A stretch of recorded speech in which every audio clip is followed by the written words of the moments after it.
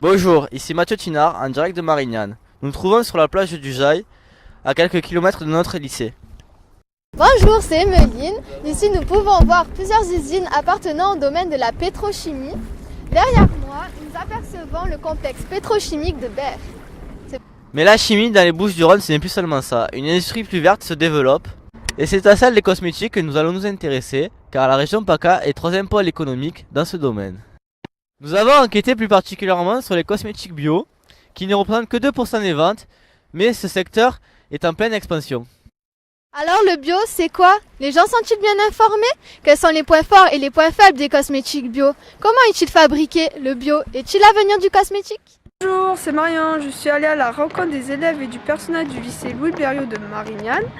Je les ai questionnés sur leurs habitudes et leurs connaissances des cosmétiques. Utilisez-vous des produits cosmétiques? Oui, bien entendu. Ouais. Oui, tout à fait. Oui. Oui. Oui.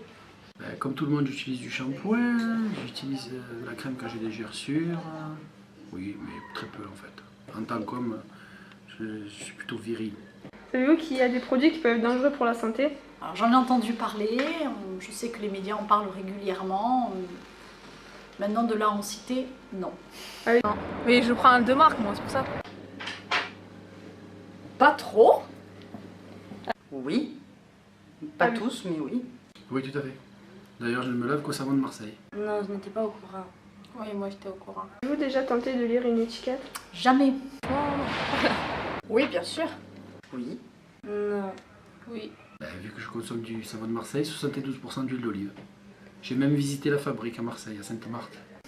Savez-vous qu'il existe un label bio sur les produits cosmétiques? Pareil, j'en ai entendu parler, mais je n'en achète pas. Oui. Oui. Oui. C'est inscrit sur les étiquettes. Oui. Utilisez-vous du bio? Non. Non, pas tout le temps. Non. Que pensez-vous du bio? Ce que j'explique souvent aux élèves, c'est que je trouve qu'on met du bio un petit peu partout, que ce soit dans l'alimentaire, dans le cosmétique, dans les boissons, dans nos fruits et légumes. Mais après, le vrai bio, pour moi, ça veut dire entièrement naturel. Ça veut dire aussi une différence de prix flagrante. Et je pense que l'étiquette est un peu galvaudée. C'est une bonne chose pour le corps et puis aussi pour la fabrication. Une impression en tout cas de bien-être. Enfin, d'avoir... Pour moi, essentiellement, le bio, ça fait vendre. Naturel, c'est mieux. C'est mieux pour la santé. C'est bien, mais voilà, je n'utilise pas. Nous pouvons en conclure que les consommateurs ne sont pas toujours bien informés. Je vous propose de commencer par une petite visite pour vous faire découvrir le secteur des cosmétiques en Provence. Il existe 3 pôles cosmétiques dans la région PACA. Le premier se situe dans les Alpes-Maritimes. Il est le plus important. C'est ici que les plus grands noms du parfum et du cosmétique fabriquent leurs produits phares. Culture de plantes et de fleurs, extraction des parfums, formulation, production, tous les secteurs y sont représentés. Le département des Alpes de Haute-Provence est historiquement connu pour la culture de la lavande et l'extraction de son huile essentielle. Aujourd'hui, des fabricants de savons et de produits cosmétiques se sont fait un nom au niveau international. Pour finir, les Bouches-du-Rhône. très connu pour la culture de l'olive et la fabrication du savon de Marseille, a su tirer son épingle du jeu. De nombreuses entreprises se développent dans des secteurs variés. Nous vous proposons d'en visiter une qui se situe à proximité de l'étang de Berre sur la commune de Velot. Nous sommes à Velot, devant chez Nova Bio, où nous allons découvrir une entreprise dynamique. Pouvez-vous présenter l'entreprise ? Oui, alors le laboratoire Nova Bio est une société donc spécialisée dans la formulation et le développement et fabrication de produits cosmétiques biologiques. Ça a été la vocation première et principale depuis sa création, et c'est d'offrir en fait un service complet aux marques naissantes, aux marques confirmées qui souhaitent s'engager dans une démarche de certification et de conserve de leurs produits.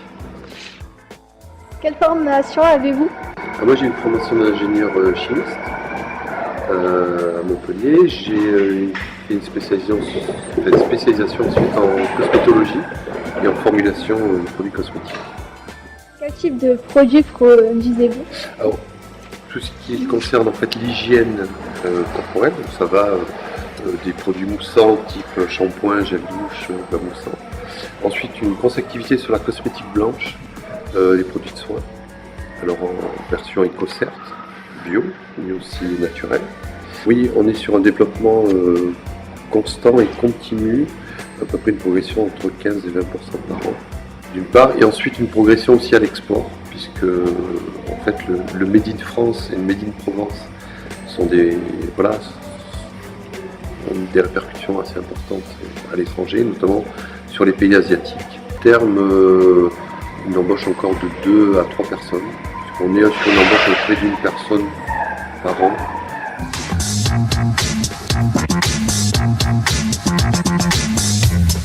Je suis responsable recherche et développement. À quoi consiste votre poste ?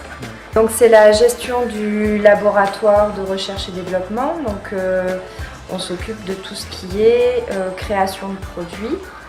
Comment faites-vous pour formuler un produit cosmétique ? Alors on part d'un rendez-vous client, parce que nous on fait du travail à façon, c'est-à-dire qu'on fait du développement pour d'autres marques. On n'a pas de marque propre à notre nom.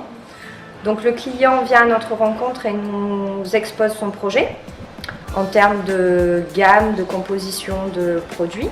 Et nous, à partir de là, on établit une formule, donc c'est-à-dire la composition du produit cosmétique. On fait un premier essai paillasse, on regarde les résultats qu'on obtient et on vérifie que ce soit en adéquation avec le client. Quelle est votre formation pour ce métier ? J'ai fait un bac plus 5 de chimie fine. Donc c'est un DESS, un diplôme d'études supérieures en chimie fine avec une spécialité cosmétique sur la dernière année. Chimie et cuisine, parce que c'est beaucoup du mélange, il y a beaucoup d'appels à la sensibilité en fait.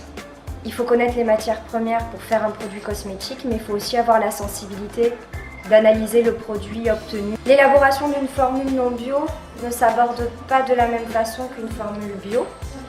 Le premier point, c'est que dans une formule bio, on a un choix de matières premières qui est limité.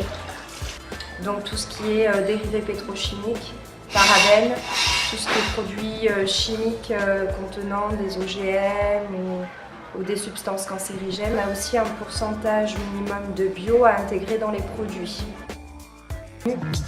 Une fois la formulation du produit cosmétique réalisée, nous passons à la fabrication. C'est Mohamed qui s'en occupe et il a eu la gentillesse de parler avec nous de son métier. Pour réaliser la production, il s'appuie sur l'ordre de fabrication qui précise les quantités de matière à peser, l'ordre d'introduction des composés, les températures et les conditions de mélange qui peuvent être totalement différentes en fonction du produit réalisé. C'est un métier qui nécessite des compétences telles que la rigueur, l'organisation et une bonne compréhension des consignes. La moindre erreur peut conduire à des pertes financières importantes. De plus, le strict respect des conditions d'hygiène et de sécurité est obligatoire. Mais cette activité est également très physique, car le travail de manutention tient une place importante. La dernière étape de la production consiste à conditionner les produits réalisés. Cette opération doit être parfaitement réalisée car le packaging joue un rôle très important.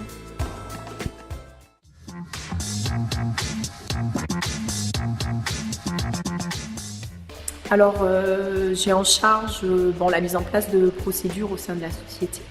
Et je m'occupe également du contrôle qualité, c'est-à-dire de vérifier que les produits qui sortent soient conformes à un cahier des charges. C'est des tests d'aspect, odeur, viscosité, pH, densité, mais aussi qualité bactériologique, ça c'est sous-traité. Donc le produit qui est fabriqué passe au labo, il est contrôlé, et une fois qu'il est contrôlé, il est validé, il peut être à ce moment-là soit livré chez le client, soit conditionné. Quel genre de formation avez-vous? J'ai un BTS de biochimie. Afin de comprendre la composition d'une crème cosmétique, nous vous proposons de réaliser une crème avec des produits disponibles en supermarché ou en épicerie bio. Pour faire une bonne crème bio, il nous faut de l'eau, de l'huile d'olive, de la lécithine de soja, de la gomme de goire et un conservateur. Dans un premier temps, nous allons peser 128 g d'eau. La phase aqueuse est ce qui compose en majorité une crème. Il vous suffit de regarder la liste des ingrédients qui composent vos produits de beauté. Que lisez-vous comme premier ingrédient? Water. Et oui, de l'eau. C'est ce qui donne le pouvoir hydratant d'un soin. Nous ajoutons ensuite la gomme goard à l'eau. Elle joue le rôle d'agent texturant et renforce l'action des émulsifiants. Elles permettent de jouer sur la texture finale de la crème. Ils permettent d'épaissir et de rendre plus onctueuses les crèmes. Quelques exemples: l'acide stéraïque, alcool cétylique, gomme de xanthane, gomme de goire. Si vous souhaitez garder plus de 48 heures vos crèmes, il faudra obligatoirement utiliser un conservateur. Nous utiliserons du Cosgoire qui contient de l'alcool benzylique et de l'acide dihydroacétique. En effet, il faut protéger les crèmes des contaminations microbiennes, bactéries, levures, champignons et du rancissement. Nous pesons ensuite dans un autre bécher 60 g d'huile. La phase huileuse se compose d'ingrédients huileux tels que les huiles végétales et les beurres végétaux. La quantité et la qualité de la phase huileuse déterminent le pouvoir nourrissant d'un soin. Mais hélas, dans la plupart des produits de beauté de grandes marques, les huiles végétales ou les beurres végétaux si naturels et sains pour notre peau sont remplacés par des dérivés huileux de pétrole bien moins chers. Nous pesons ensuite 10 g de lécithine qui jouera le rôle d'émulsifiant.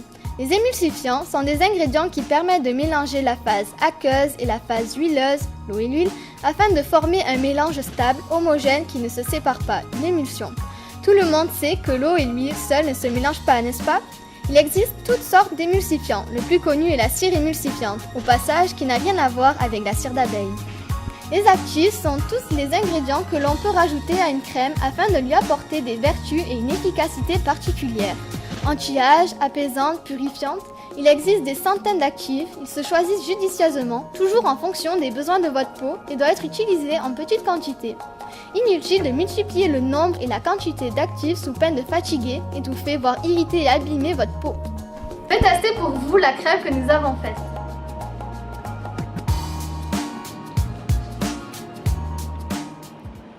Ah, elle est géniale, j'adore la crème. Voici un exemple de composition d'un produit. Les ingrédients sont classés par ordre d'importance. Le nom des ingrédients est indiqué en INCI, autrement dit la nomenclature internationale des ingrédients cosmétiques. Mais vous n'avez pas reconnu la composition? C'est l'étiquette de la crème que nous venons de réaliser. Et oui, pas si évident de reconnaître les noms des ingrédients en nomenclature INCI. Si vous souhaitez aller plus loin, vous pouvez ensuite utiliser Internet. Le site Le Flacon est très complet et propose des informations claires et précises. Formule chimique, origine, dangerosité, etc., etc. Vous êtes maintenant des consommateurs avec... Avant, j'étais pas terrible. Mais ça, c'était avant. Maintenant, je crois que je peux le dire. Je suis beau et en plus je suis bio.